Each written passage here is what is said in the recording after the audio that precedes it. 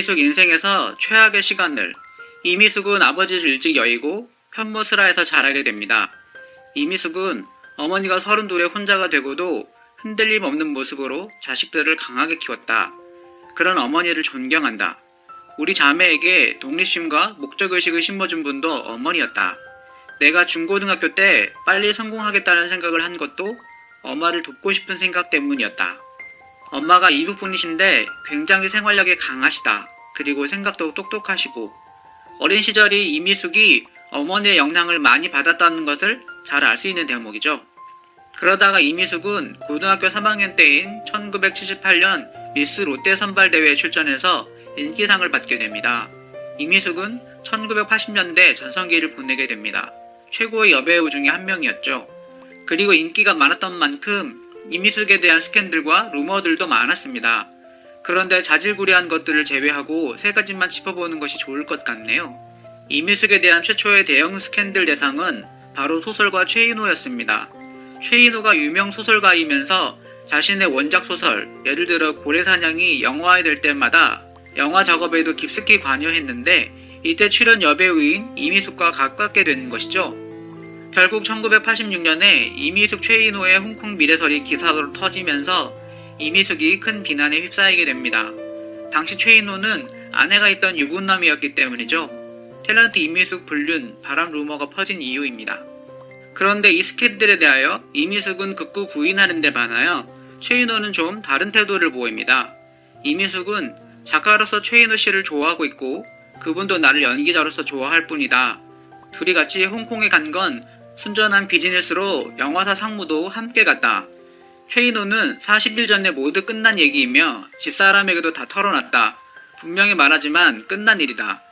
참고로 최인호의 영화 고래사냥은 2년 전인 1984년에 이미 영화화가 되었고 여배우인 이미숙이 홍콩 영화 관계자와 만날 일은 있지만 한국의 원작자인 최인호가 홍콩으로 갈 필요는 없죠. 또한 최인호의 해명을 들어보면 이미숙과의 스캔들에 대하여 인정한다는 듯한 태도임을 알 수 있습니다. 그 다음 이미숙의 대형 스캔들 대상은 바로 가왕 조용필이었습니다. 이미숙 조용필 관계의 진실. 1983년 이미숙과 조용필의 대형 스캔들에 대하여 기자들이 취재에 들어갔고 이것이 언론에 의하여 터지기 직전에 조용필은 박지숙과의 비밀 결혼식을 올립니다. 이것에 대하여 세간에서는 이미숙과의 스캔들을 막기 위해서 서둘러 결혼식을 올렸다는 루머가 떠돌기도 하는데 사실 이 당시에 조용필과 박지숙은 이미 혼인신고를 한 상태였습니다. 그래서 사람들 사이에 조용필 이민숙의 스캔들의 진실에 대하여 논란이 많았고 또한 이민숙이 조용필과의 관계를 일부러 언론에 흘렸다는 오해를 받기도 합니다.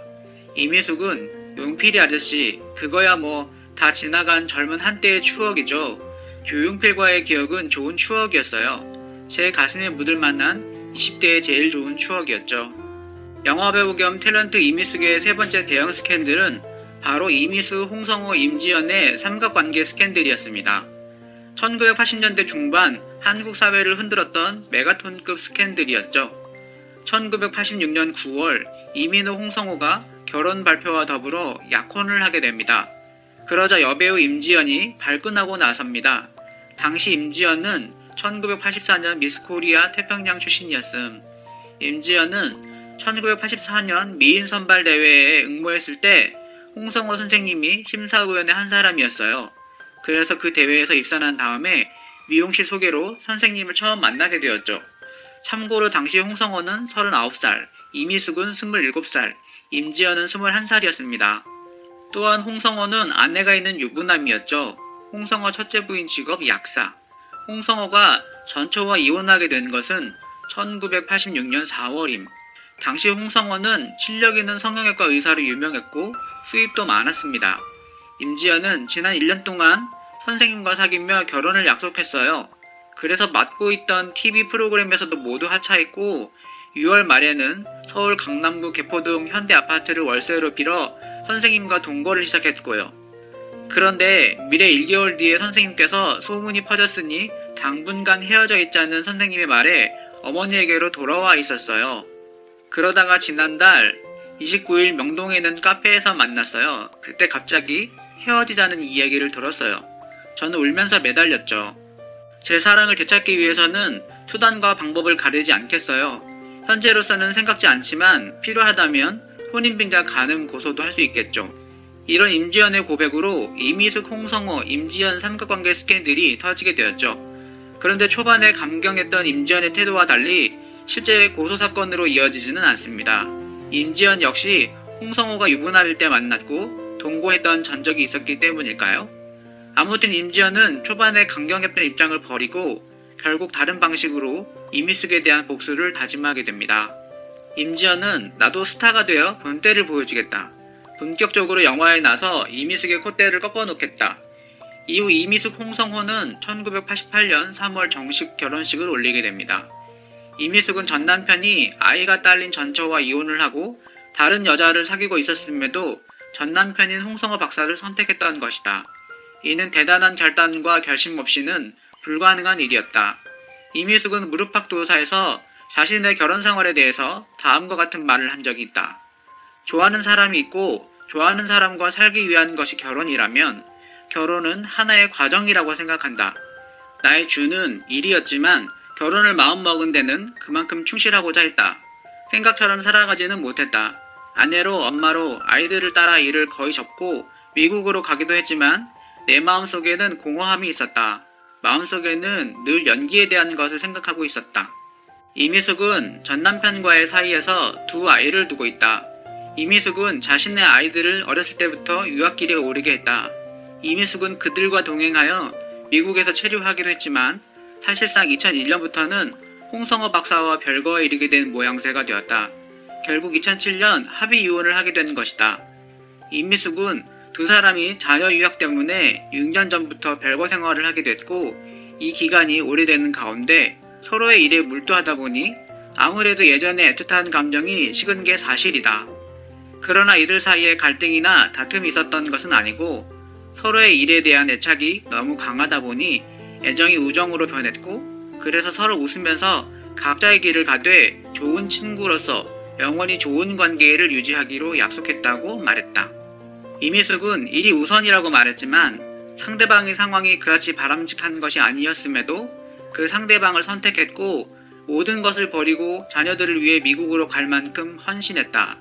이미숙은 이혼이 내 인생에 중요한 것은 아니다라고 말했지만 결혼 생활을 위해 자신이 가진 것을 희생하려는 생각까지 했다. 이혼이 정말 아무 상관없는 일일 수는 없는 것이다.